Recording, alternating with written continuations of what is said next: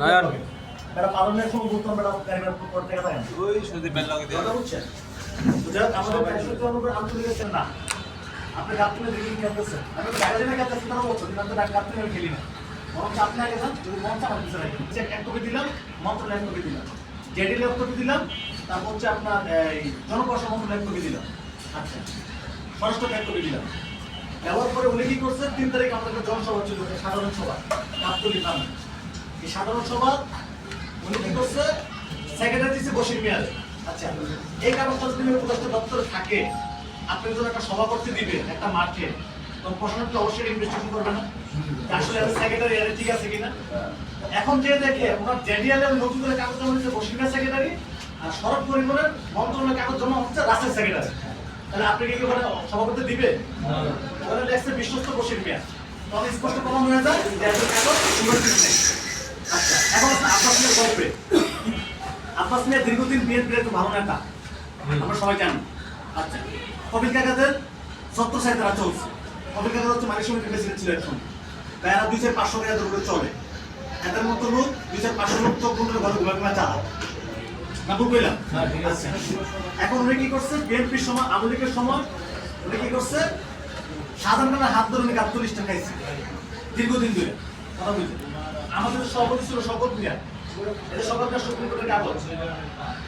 এই যে সুপ্রিম কোর্টের রায় তো রায় মানে বাংলাদেশে হয় এখন তো জোর করে খাইছেন আমার লাগেও 10টা আপনাদের 100 কিন্তু ওদের তো পুরো খারাপ একটা শেষ আছে ভালো কিন্তু কোনো শেষ নাই আচ্ছা এখন কি করলো তারা এই গাবতলী সাধারণ হাত ধরে যখন খাওয়া শুরু করলো তখন উনি কি করলো শপথ মিয়া সাধারণ হাতে মাইকটা টানতে নিয়ে গেল একটা সবার ভিতর নিয়ে বললো দে বেটা তুই কি আমার গাবতলীর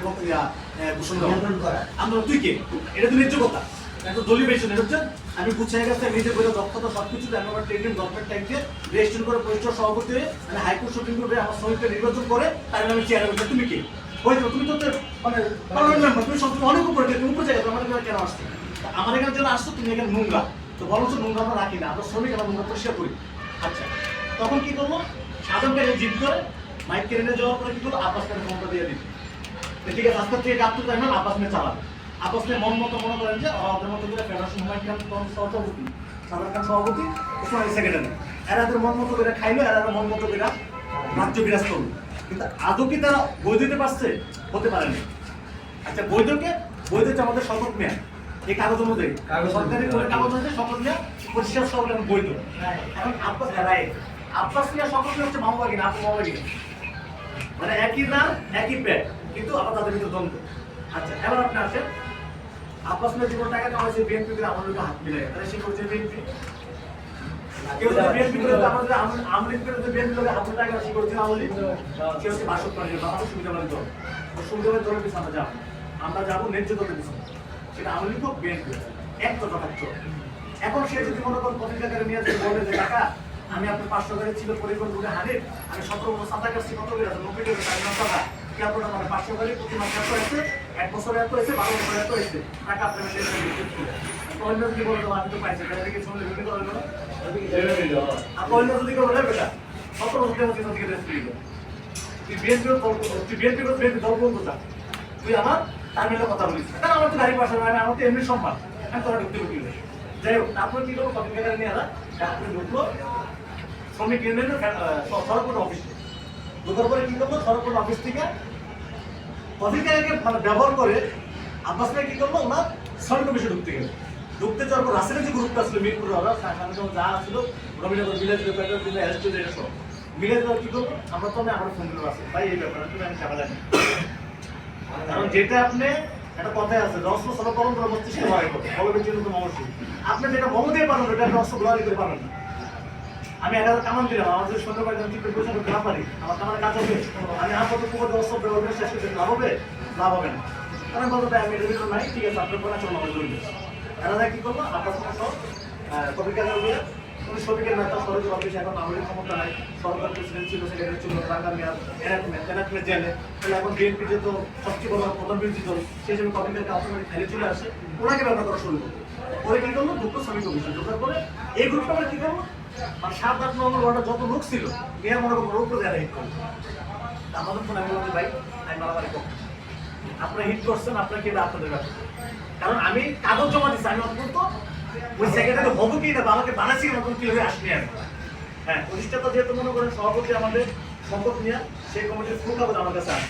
সভাপতি গিয়ে সেক্রেটারি গিয়ে আব্বাস মিয়া ফুল কাগজ আমার কাছে আছে, ঠিক আছে। কিন্তু হ্যাঁ এখন আব্বাস মিয়া খাচ্ছটা